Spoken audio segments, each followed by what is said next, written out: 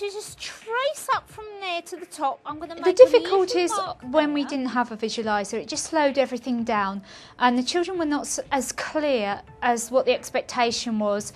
And with a visualiser, they know what they're expected to do, and so it takes away any anxiety, and they're able to get on with things, and the pace of the lesson can remain quick, and children can just get on and they like it. Good boy. Everyone agree? Yeah. Good. Now, what county, thank you Ryan, children that are shy and normally not willing to show what they know and understand, I'm having more of the quiet children wanting to come up, you know, up to the visualiser and use it, and it's actually better for me as well because I can see what those shy children actually understand, because sometimes it's quite hard if you haven't got those ones speaking up in class. You could perhaps do some lines. Because everything is so visual, all the children can see a process from beginning to end. You can repeat a process. They don't have to memorise instructions, they can see things. And so every child within the class today was able to keep up and produce a good piece of work. There was nobody left behind. I use the visualiser all day, every day. I use it in English for a lot of text work. It saves a lot of photocopying. I use it in maths with apparatus. I use it in so many different lessons. We've chosen a piece of material, and now we've got to discover whether we have made it at least partly waterproof. With practical tasks like scoring, cutting, measuring, the beauty of the visualizer is that you can actually demonstrate those skills to the children as a group, as a class group, or in smaller groups, with them actually seeing what you're doing. I've found with cutting, a simple task like cutting, you can actually show them how to hold this pair of scissors as a group, how to turn the card or the paper, and exactly what it should look like to them, because especially the younger children do battle with that.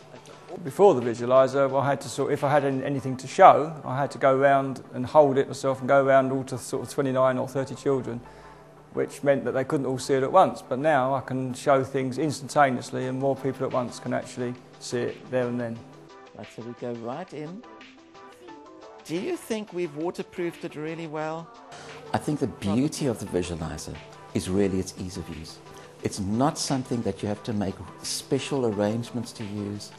With a visualiser setup, you can actually, in those moments of immediacy in the classroom, as well as in those carefully prepared moments, it makes it so easy to put something under the visualiser, whatever you're looking at, whatever skill you're trying to convey to the children.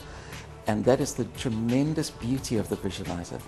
And one of its strongest points in its arsenal is that it is easy and simple to use. I would promote the visualiser to any teacher, because no matter how skilled you are in teaching, it is a really useful tool for all children's abilities, and it helps you, especially if you've got a lot of children that need, you know, a lot more visual things.